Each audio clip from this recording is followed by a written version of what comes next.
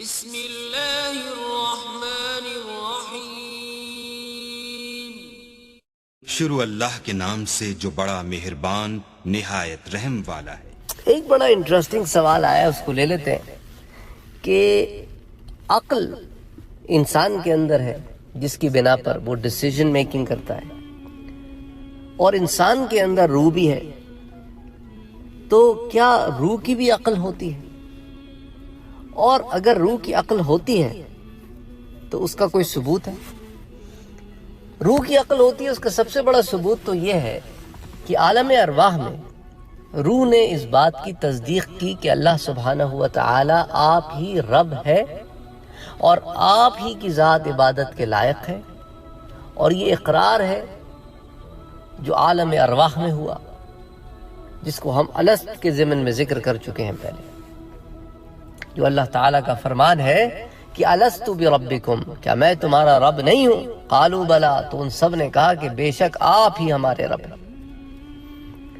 اب جب روح آ گئی انسان کے جسم میں، تو پھر اتنی عاقل روح جو کہ کبھی ختم نہیں ہوئی، جس کی ایک طویل زندگی ہے، وہ پھر ایک بچے کے ساتھ کیسے گرو کرتی ہے؟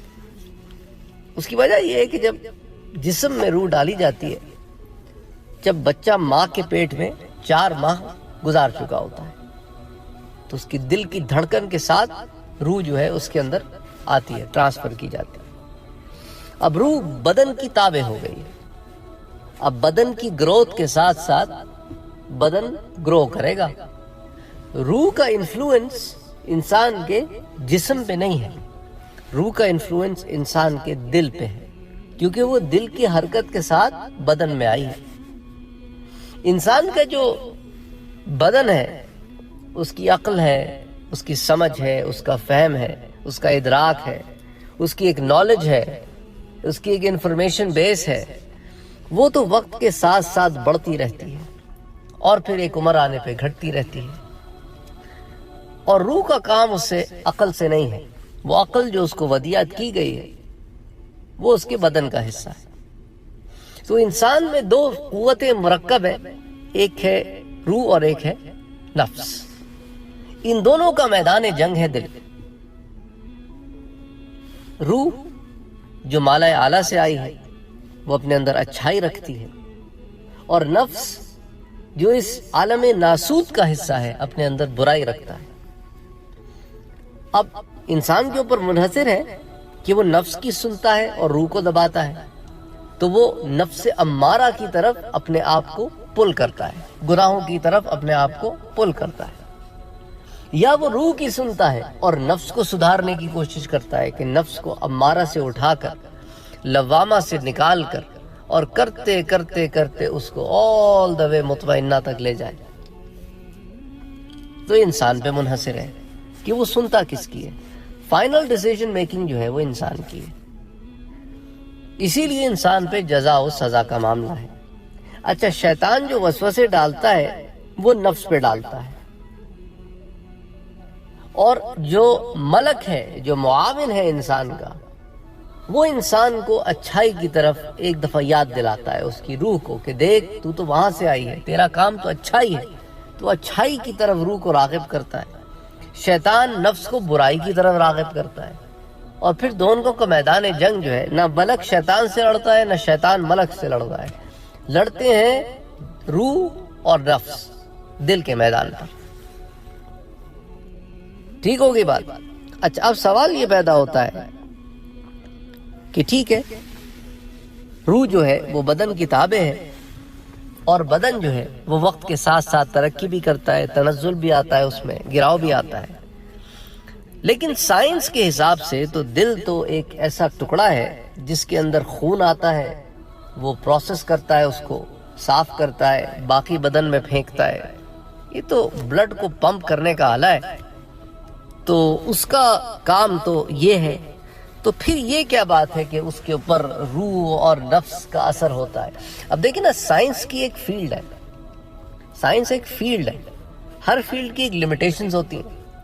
سائنس کا تعلق ہے میٹر سے، میٹر نظر آتا ہے، حواس خمسہ جو 5 سینسز ہیں اس کے تھرو آپ جس چیز کو سینس کر سکتے ہیں وہ سائنس کا سبجیکٹ ہوگا. تو سائنس جو ہے وہ تجربات پر اور مشاہدات پر اور میٹر کے اوپر بیس کرتا ہے. روح اور نفس یہ مٹیریلسٹک ایلیمنٹس نہیں ہیں، یہ سائنس کا سبجیکٹ ہی نہیں ہے، یہ فلسفی کا سبجیکٹ ہے. تو سائنس جو ہے اس پر بات ہی نہیں کرتا، نہ روح پر بات کرے گا، نہ نفس پہ بات کرے گا، نہ ایمان پہ بات کرے گا، کیونکہ یہ سائنس کا سبجیکٹ ہی نہیں ہے. کیونکہ ان میں سے کسی بھی چیز کو آپ نہ محسوس کر سکتے ہیں تھرو یور 5 سینسز، نہ آپ اس کے ساتھ کوئی تجربات کر سکتے ہیں. اکارڈنگ ٹو سائنس انسان کے بدن میں ایک انرجی ہے، جب وہ نکل جاتی ہے تو بدن خالی ہو جاتا ہے. بس وہ تو ہر چیز کو انرجی مانتا ہے، انرجی سے آگے وہ سوچ نہیں سکتا. اور according to science energy change forms and energy never dies. Energy کبھی ختم نہیں ہوتی، توانائی کبھی ختم نہیں ہوتی، صرف اپنی فارمز کو چینج کرتی رہتی ہے. یہ سائنس کا فلسفہ ہے. تو سائنس کا یہ میدان ہی نہیں ہے. اب بات ہوگی کہ روح جب اس کا میدان ہی نہیں ہے تو سائنس کے تھرو ہم روح تک تو پہنچ سکتے نہیں ہیں، کیونکہ یہ عقل کا میدان ہی نہیں ہے. اچھا، اسلام کے مطابق عقل جو ہے وہ دل کی تابع ہونی چاہیے، کیونکہ عقل سرکش ہوتی ہے، دل جو ہے اس پہ لگام لگ سکتی ہے. تو اگر انسان صرف عقل کی مانے اور دل کی نہ مانے تو پھر کیا ہوتا ہے کہ انسان سرکش اور باغی ہوتا ہے اور ہر چیز کو ریشنل گراؤنڈز کے اوپر سمجھ کر ماننے کے اوپر یقین کرتا ہے. جو چیز عقل میں نہیں آتی اس کو نہیں مانتا، جو چیز عقل میں آتی ہے بس وہی مانتا ہے. اسی وجہ سے یہ دہریے نکلے جو صرف اسی کو مانتے ہیں جو نظر آتا ہے. علم غیب تو ہے ہی نہیں ان کے پاس، علم غیب پر ایمان ہی نہیں ہے. جو چیز دیکھی نہیں اس کو مانتے نہیں، جنت کو نہیں مانتے، دیکھی نہیں، دوزخ کو نہیں مانتے، دیکھا نہیں، قبر کے عذاب کو نہیں مانتے، دیکھا نہیں، عالم برزخ کو نہیں مانتے، دیکھا نہیں، خدا کے وجود کے انکاری ہیں کہ دیکھا نہیں. انبیاء کو نہیں مانتے کیونکہ ان کی سورس آف انفارمیشن نہیں پتا، ملائکہ کو نہیں مانتے کیونکہ کبھی دیکھا نہیں، جنات کے قائل نہیں ہیں کیونکہ وہ نظر نہیں آتا. تو اس طرح جو ہے سائنس کا ایک ٹوٹلی ڈیفرنٹ سبجیکٹ ہے. اچھا، ایمان جو ہے وہ دل میں آتا ہے، عقل قائل ہوتی ہے لیکن ایمان کا محور دل ہے، اور دل جو ہے پھر عقل کو تابع کرتا ہے. کہ عقل جب سرکشی کرتی ہے تو اگر وہ دل کی تابع ہوگی تو دل کی طرف دیکھے گی، اور اگر دل کی تابع نہیں ہوگی تو دل کو اگنور کرے گی. اگر وہ دل کی تابع ہوگی تو دل کی طرف دیکھے گی اور دل کہے گا کہ بس چپ کر جا، یہ تیرا میدان ہی نہیں ہے، یہ تیرا میدان ہی نہیں ہے، تو خاموش ہو جا، تیرا جو میدان ہے تو اس میں کام کر. اور عقل کو وہ لگام دے گی، اور عقل کو اگر وہ لگام نہ دے تو پھر عقل جو ہے وہ باغی ہو جاتی ہے. اور دل جو ہے وہاں پہ روح اور نفس دونوں کار فرما ہوتے ہیں، اور یہ معاملہ چلتا رہتا ہے جب تک حیات ہے، جب تک زندگی ہے. تو جب زندگی ختم ہوتی ہے، جب باڈی کی فنکشنالٹیز ختم ہو جاتی ہیں، تو روح اس باڈی جو کہ اس کا کنٹینر ہے اس مٹیریلسٹک ورلڈ میں، اس مادی دنیا میں، جب وہ کنٹینر بیکار ہو جاتا ہے تو روح اس کنٹینر کو چھوڑ دیتی ہے. اور اس چھوڑنے کا ایک پروسیس ہے جس کو موت کا پروسیس کہتے ہیں، کہ ملک الموت کے ذریعے اس پروسیس کو بریک کیا جاتا ہے کہ اب روح نے اس بدن میں نہیں رہنا.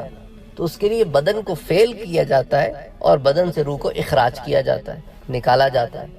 اور جس طرح روح آتی ہے فرشتے ہی لا کے روح ڈالتے ہیں، اسی طرح فرشتے ہی آ کے روح نکالتے بھی ہیں.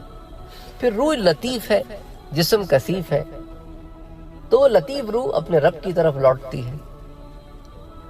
اب اس روح کے ساتھ جو ہوتا ہے اس کو ہم پہلے ڈسکس کر چکے ہیں کہ کیا معاملہ ہے. تو اب اسلام میں جو دل ہے وہ بہت امپورٹنس رکھتا ہے. صرف وہ ایک گوشت کا لوتھڑا نہیں ہے بظاہر، کیونکہ science only works on what is apparent, جو نظر آتا ہے، جو ظاہر ہے. ہمارے ہاں دل بہت کمپلیکیٹڈ اینٹیٹی ہے، اس کا ایک ظاہر ہے اور ایک اس کا باطن ہے. روح کا تعلق اس کے باطن سے ہے جو سائنس کی فیلڈ سے بڑا ماورا ہے، جو پمپنگ آف دا ہارٹ کے پروسیس سے بڑا ماورا ہے. یہ وہ جگہ ہے جہاں احساسات جنم لیتے ہیں، خیالات جنم لیتے ہیں، وسوسے جنم لیتے ہیں، خطرات جنم لیتے ہیں، ارادے جنم لیتے ہیں. دیکھیں نا جب دل مضبوط ہو کیا مطلب ہوتا ہے.